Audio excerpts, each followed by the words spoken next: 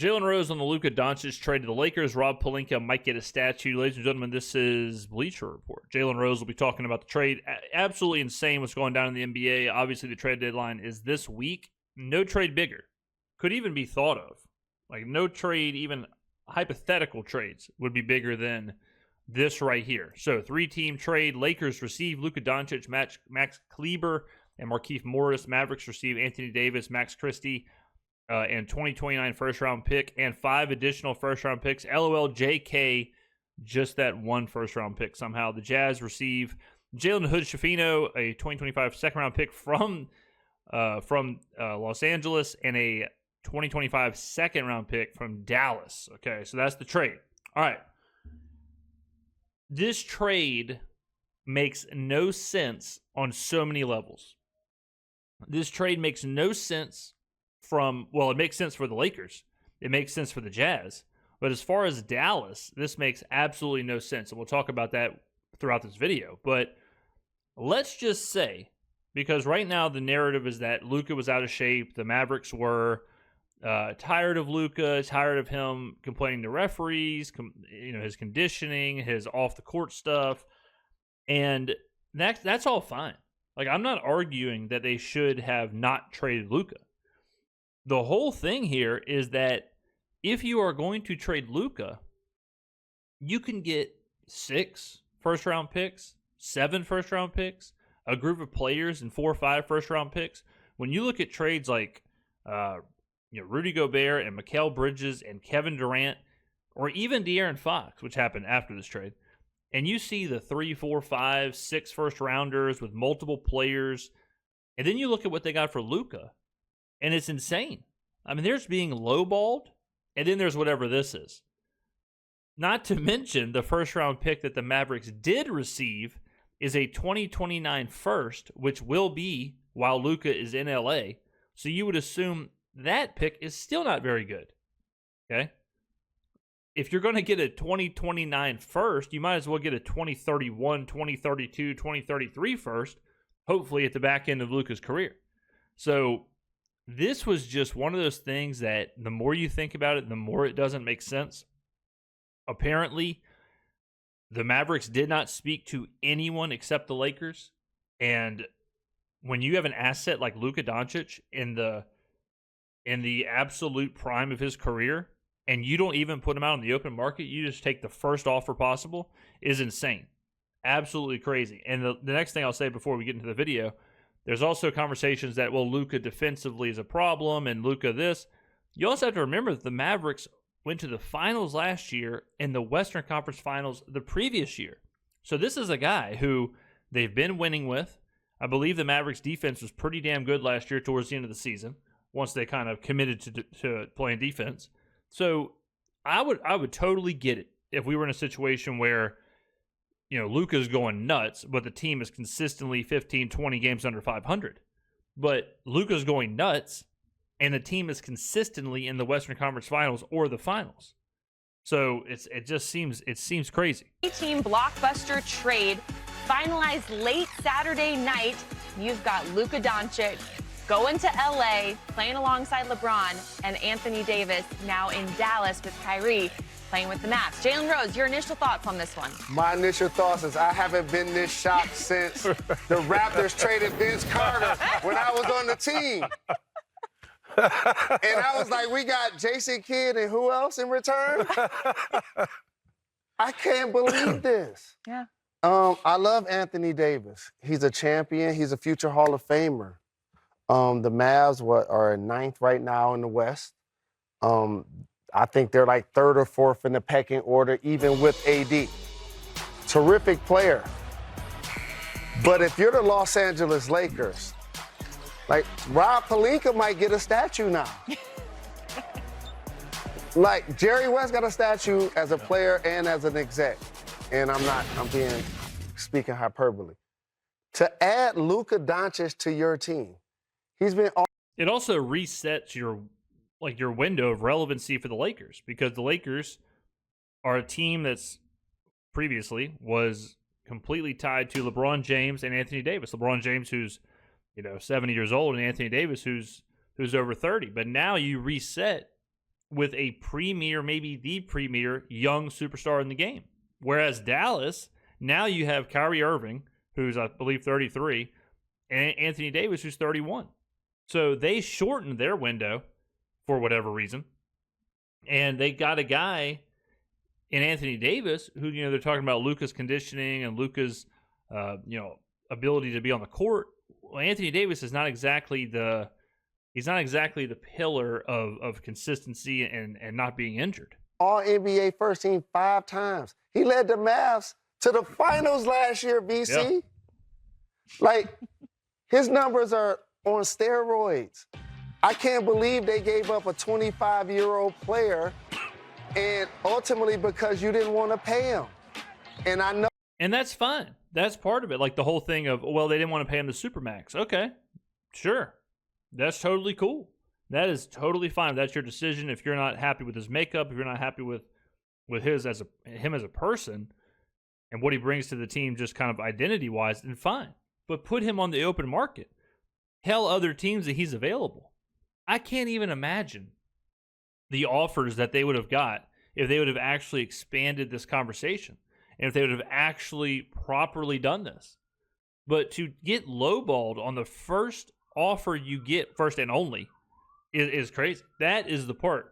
Like all the reasoning of like, well, he was doing this. Well, Jason Kidd didn't like this. Well, Luka had a drinking problem or whatever. All these things you're hearing, they still don't answer the question. They still don't answer the question of, okay, well then why did you take such a bad deal? This could be, no hyperbole, some of my friends say, this could be the most self-inflicting, self-damaging move a franchise has ever made in the NBA.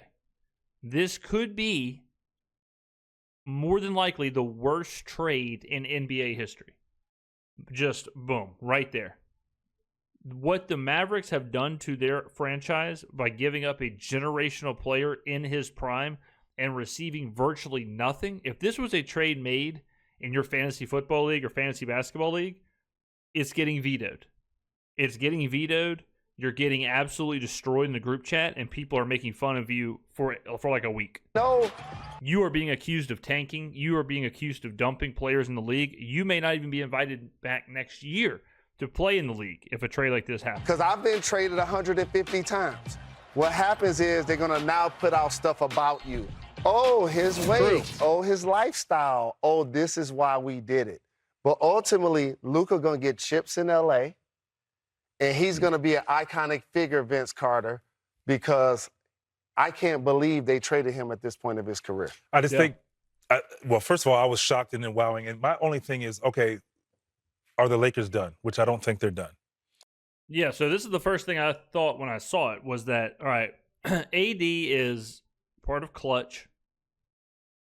He is tight with LeBron. The rumors are that LeBron didn't know about this until after it happened.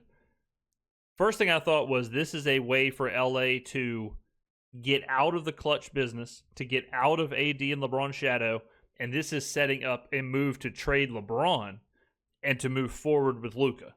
Because LeBron and Luka don't really match. Like, they're not exactly the pairing you would expect. But it does make sense if you say, well, they're about to ship LeBron to Golden State or wherever. And I know LeBron had to be part of that conversation since he basically owns the Lakers. But that's what the first thing I thought of was they're about to do something else, and they're going to end up with Luka as the face of the franchise and move forward with Luka for the next however many years he plays. Because you have this dynamic duo, but I just think you need a big now. Got to go out and get a big to make the game easier for him. And I just feel like Luka's at his best when because he's a threat at all aspects. You put him in pick and roll, he's a lob threat. He's going to find guys, and obviously, he can get buckets on his own. He doesn't even need a screen. But I think he was at his best when he had guys rolling to the basket. Now he's harder to guard because trying to guard Luka one-on-one is tough enough. But now I could, if he's going to utilize his bigs like he does, then now it's like, how do we guard him? Do we stay home? Right now, I'm doubling him every time in the pick. Right, but... And I understand the big picture, what you're saying. Go ahead. Right, but the Mavs are the team that's trying to win this year or next year. Mm-hmm. They're looking Right, like the Mavs are the ones who are saying, okay, we believe, like, we tighten our window, bring in AD. We believe we can win with AD and Kyrie. Looking at OKC, like they got SGA, well, we got Kyrie. Like they feel like they could probably win it this year or next year. For the Lakers, they need superstar power in uniform. And Luka bring you that already at an early age. Look at the history of the Lakers. That's who they are. They acquired Wilt Chamberlain as whether a trade or a free agent in his prime. Kareem Abdul, Shaq, LeBron, and AD, now Luka. They're going to now build around him, and he's going to be that guy that ultimately tries to catapult himself into all-time great purple and gold status. So I'm really happy for him. I'm happy. I think another thing you do if you're the Lakers is you're getting a pissed-off Luka. You're getting a Luka who now can use this to have some of that fuel. This is something that could propel Luka into a whole different stratosphere, is if he comes out of this with a chip on his shoulder, which I think he will. If you ever watch Luka, and I mean, I can tell you just from being at the games, been a Pelican season ticket holder for 4 years now. I've watched Luka play a handful of times. He is mad on the court. He plays mad, for sure. He talks to the crowd. He talks to the refs. He talks to the players. I can guarantee you he's going to hold a grudge, and this will be something that he has a chip on his shoulder.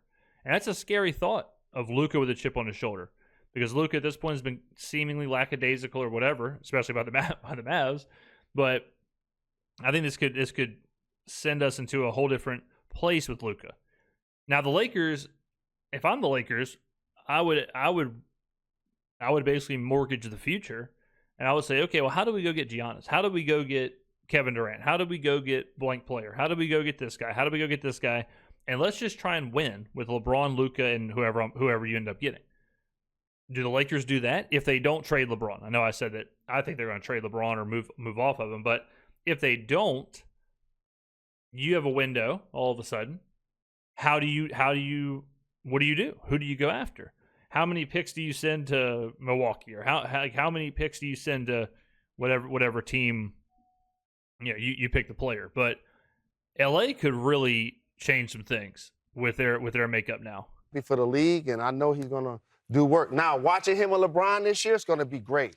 What do we think about that? They got some, two egos a little bit. Yeah, like how do we think they're going to? And LeBron might be good for Luka too, because if Luka's problem is off the court and his conditioning and all of that, LeBron is like the opposite. LeBron is the most serious when it comes to his conditioning, his off the court, his prep. So maybe Luka seeing that, or maybe Luka being a part of that, maybe it helps him out. Maybe not. Maybe Luka could care less, but that could certainly help some of that off the court stuff. They gotta figure out like who's gonna be the primary ball handler, and they're gonna make each other look good. And I mean, LeBron James, 40 years old, is still balling, right?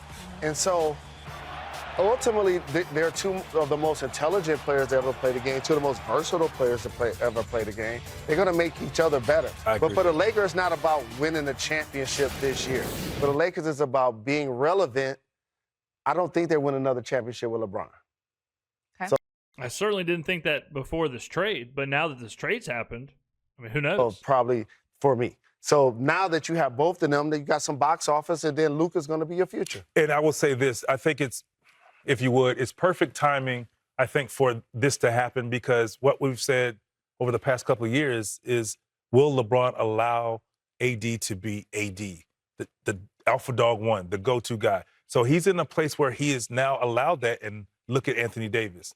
Well, here's another guy who's very capable, and I think LeBron has a lot of respect for him. And Luka can actually make LeBron better because of his ability. Oh, yeah. Right. Yeah, LeBron getting the ball. Luka's going to make everyone around him better. LeBron makes everyone around him better. With a live dribble? Like, that's insane. Or vice versa. Because you can play, okay, your turn, my turn to lead the team. And I think this is now next level, allowing LeBron to be himself, but he doesn't have to be that go-to guy now.